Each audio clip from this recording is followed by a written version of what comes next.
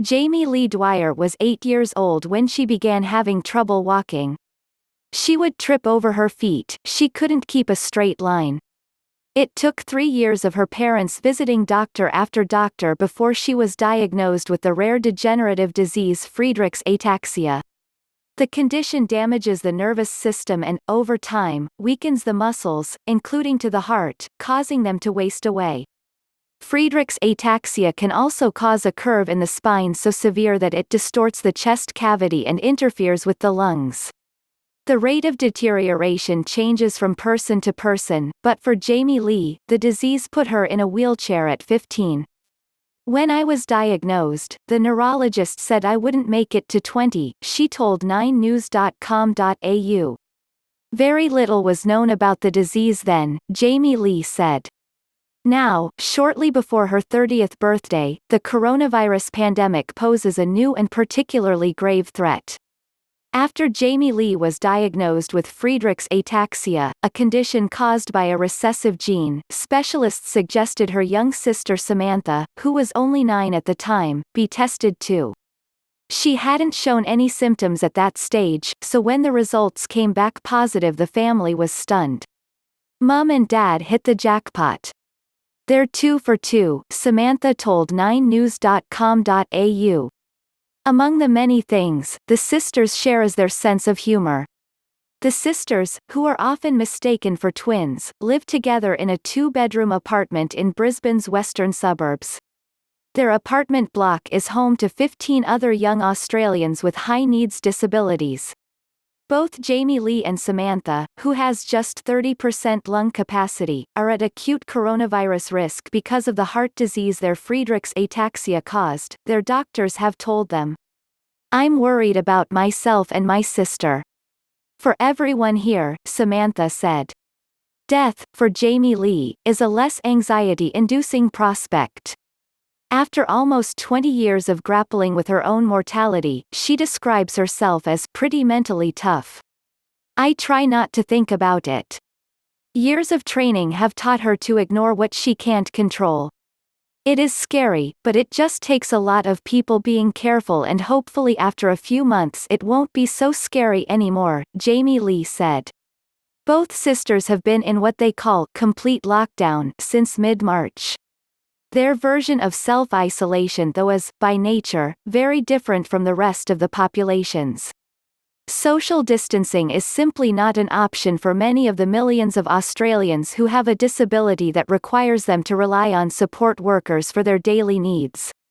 While neither of the sisters has left their apartment for almost a month in a bid to protect themselves from the pandemic, around a dozen different carers come into their homes each day.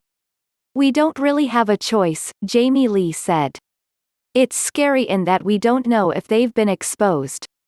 While their carers are all diligent with hygiene, they said, and are taking extra precautions because of the outbreak, basic precautions like staying 1.5 meters away are simply not possible. Just over 40% of the carers in the disabilities industry are employed casually, frequently moving between a number of homes and clients, according to a 2018 NDIS report. Vince is one such worker. He went into caring straight after he finished high school 3 years ago because he wanted to contribute to the public good without a degree, he said. The company he works for, Aruma, has been sending out a near-constant stream of communications to their workers, introducing sign-in books and even temperature tests at some of their group homes, where a number of disabled Australians live together in a single house. He said hygiene has always been a top priority in the industry since his clients are not obliged to tell their carers if they have a communicable condition. Now, with coronavirus, it is the carers themselves who pose the health risk. We're the link between the outside world, Vince told 9news.com.au. He said he has been wiping down everything other carers might have touched when he arrives for his shift, including the keyboards in the office and the dishes he uses. I know where I've been and what I've touched, he said. The other carers coming into the house, he can't answer for.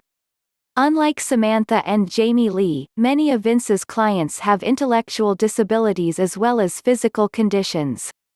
Many of them, he said, struggle to comprehend the pandemic, which means they aren't particularly anxious about the special risks it poses to the disabled community, many of whom are immunocompromised.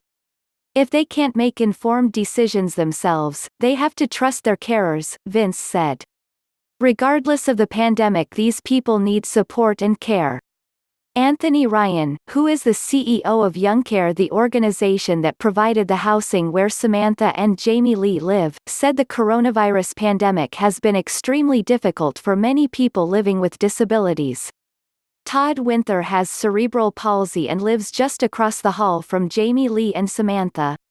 The 36-year-old is sharp and eloquent, using his flair in his job as an advocate for the disabilities community. You don't get to choose when you wake up, when you go to bed, when you eat. Now, coronavirus means many don't get to choose the terms of their isolation, despite many falling into the most at-risk group. He usually works 4 days a week in the Young Care office there, but stopped going in, or leaving his home, weeks ago. His early isolation was more to protect the other people in the building, like his neighbors Samantha and Jamie Lee, he said. Everybody is worried, everybody is scared. And the natural thing is to look out for yourself and your loved ones. But everything is bigger than that now. It's not just about the individual, it's about everybody else. Thank you for watching our video. Please show your support by subscribing to our channel and turn on the notification. Follow us on Twitter, Instagram, Facebook and Reddit for more videos.